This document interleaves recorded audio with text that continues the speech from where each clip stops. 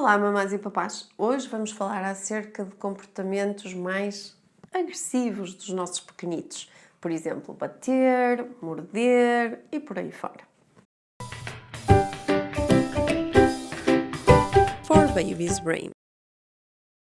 Então vamos falar acerca de comportamentos típicos nas crianças pequeninas, como são o bater nos outros ou o morder os outros. Ou, por exemplo, nesta altura de verão, quando nós vamos para a praia, às vezes o atirar areia para os outros é um comportamento semelhante. Estes comportamentos são normais em crianças de 2 anos, 2 anos e meio, 3, até porque a forma como lidam com a frustração, regra geral, liberta tensão através das mãos e dos pés. Por isso é natural que o impulso seja o de bater, ou de morder, ou de atirar qualquer coisa. Então vamos perceber, por um lado, como é que isto se passa dentro do cérebro da criança e depois como é que nós podemos fazer para ajudar nestas situações. Quando as crianças batem ou mordem, é uma espécie de um instinto de sobrevivência a funcionar. Por um lado, não têm este controle do impulso, por outro lado, tudo aquilo que são as funções mais executivas, o controle da ação, o planeamento da ação, ainda nem sequer se estão a desenvolver. Portanto, agem na base do descarregar mais de forma motora.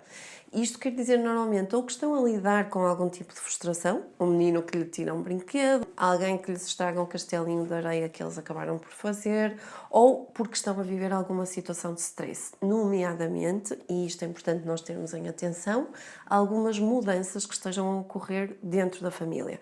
A chegada de um irmão novo, ou a entrada para a creche, ou a entrada para uma nova escola, alguém que por acaso deixou de conviver com a família, mudança de educadores, tudo isto são razões suficientes para a criança entrar em stress, não conseguindo elaborar de forma mais ao nível do pensamento, acaba por agir de forma motora, libertando através dos comportamentos. Primeiro, quando nós entramos numa situação em que o nosso filho, por exemplo, acabou de atirar com qualquer coisa à cabeça do amiguinho, o que nós devemos fazer é ter consciência da forma como vamos entrar na situação. Se nós entramos já com uma sensação de raiva e de descontrolo, é isso que nós vamos trazer para a situação e não vai deixar nenhuma criança nem outra a sentirem-se seguras e a poderem analisar, pensar aquilo que fizeram. Então o que devemos fazer é certificar-nos que a criança que levou com a areia, que levou com o boneco, que levou com o que seja que for, ou que levou com uma mordedura, está seguro e, portanto, devemos dirigir-nos a ela e perguntar se está tudo bem enquanto a mãe ou quem seja que esteja a cuidar da criança se aproxima. Fazemos isto, mas não descuramos a nossa criança. E isto consegue-se, por exemplo, estando a falar com o que está magoado, a perguntar se está tudo bem e, ao mesmo tempo, tentar segurar, tentar tocar com a nossa mão, fazer um contacto físico, pele com pele, com o nosso filho, com aquele que atirou, com aquele que mordeu e que nós precisamos também de perceber o que é que está a acontecer. Portanto, já sabe, antes de entrar para a situação e para resolver, respira e tenta entrar de forma positiva nesta situação. A segunda coisa que nós devemos fazer, e agora já voltados para o nosso filho, é empatizar com a situação. As nossas crianças, por muito pequeninos que sejam, não são tolinhos. Se fazem alguma coisa, eles têm uma razão por trás desse comportamento. Pode não ser tão óbvio como nós gostaríamos que fosse, pode não nos aparecer à primeira vista, mas há sempre uma razão por trás. Então, eu devo dizer qualquer coisa como: devias estar mesmo a sentir-te mal quando atiraste aquela areia para a cara do Joãozinho. Ou devias estar a sentir muita raiva para fazeres isso. Nós sabemos que não podemos bater nos outros e a mamãe não vai deixar que tu batas, mas nós vamos tentar ajudar-te, nós somos uma equipa, vamos tentar arranjar, por exemplo, qualquer coisa que ele possa morder quando ficar com raiva. Ou um colar com um bonequinho especial construído por vocês que ele possa segurar quando ele fica com muita raiva.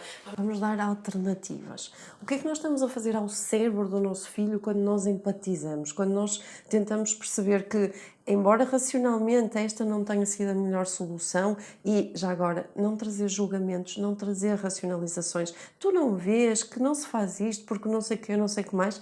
Não vê, porque essa parte do cérebro, do planeamento, ainda não está a desenvolver-se e o controle do impulso está a começar agora a desenvolver-se.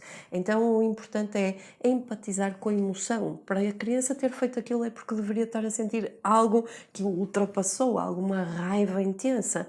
E nós vamos tentar assegurar de que o vamos ajudar a resolver essa raiva, ajudar a fazê-lo de forma positiva.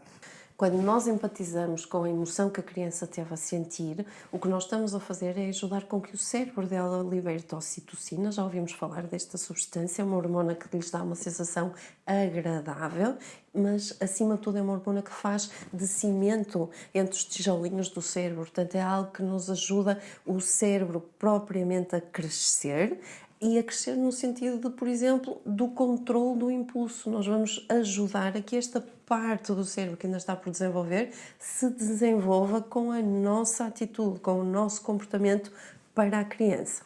Bom, por outro lado, tentarmos perceber que estes comportamentos são normais neste momento e, portanto, de algum modo ajudar a criança a refletir. Não castigar, não vamos castigar, porque senão a sensação que nós vamos dar à criança é de que ela vai ficar ressentida, vai se sentir incompreendida. E quando eu estou de castigo, eu não reflito, eu não consigo sequer pensar na situação. Eu fico inundado de sensações de vingança e de ressentimento em relação à minha mãe e ao meu pai, que não me estão a ajudar, estão só a fazer com que eu me sinta ainda pior. Então vamos tentar perceber qual a razão daquele comportamento, o que é que aconteceu antes, explica-me. Eu sei que estás com raiva, mas explica. E a criança se calhar vai dizer, ele tirou-me o brinquedo, ou ele passou o dia todo a xingar-me e eu já não aguentava mais e saltou-me a tampa. Não vai dizer isto desta forma como devem imaginar, mas vai transmitir-nos isto. Ou então eu estava a fazer uma construção que ninguém viu, mas que era importante e ele chegou lá e calcou-a com o pé. Sem querer até pode ter sido, mas a verdade é que demos, em termos externos, demos razões à nossa criança para ela agir com raiva e ela ainda não sabe lidar com essa raiva. Somos nós as pessoas mais importantes para ajudar a lidar com isso, a lidar com essa frustração, para mais tarde se transformar em resiliência, uma competência super importante para a nossa sobrevivência em sociedade. Não tente, portanto, soluções rápidas, soluções imediatas, vamos resolver as coisas com calma. Vamos então agora tentar criar alguma reflexão. Vamos pensar, e o que é que tu achas que o João sentiu quando tu lhe mordeste a cara? Como é que tu te sentirias? E eles vão dizer, porque entretanto nós já empatizamos com eles.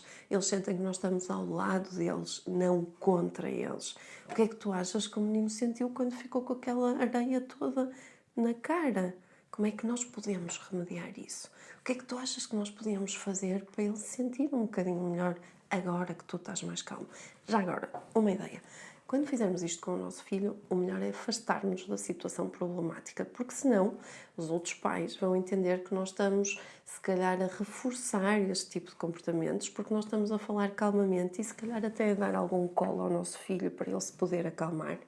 Então, se calhar, se nós nos afastarmos, os outros pais vão achar que nós estamos a dar ali uma lição de moral bem aplicada a uma criança que se porta mal e, por isso, vão-nos deixar em paz para podermos resolver o assunto. Se nós conseguirmos nesta fase, então, a criança vai dizer eu acho que ele se sentiu mal ou eu acho que ele ficou triste. E então nós propomos soluções. Tipo, e se nós fôssemos lá e os dois, em equipa, pedíssemos desculpa por aquilo que tu fizeste? Se nós fôssemos lá e disséssemos isto não vai voltar a acontecer, e se disséssemos acima de tudo eu atirei-te areia ou eu mordi-te porque tu me calcaste o meu castelinho de areia, a minha construção. Ou seja, vamos explicar à outra criança também porque é que o nosso filho teve este comportamento. E por último, olhar à nossa volta, pensar em termos de desenvolvimento cerebral e que tal controlar também os nossos impulsos de ação nestas situações. Não se esqueça, subscreva, faça like, partilhe com pessoas que acham que estas informações vão ser úteis. E já sabem, ouçam os vossos bebês e sejam felizes.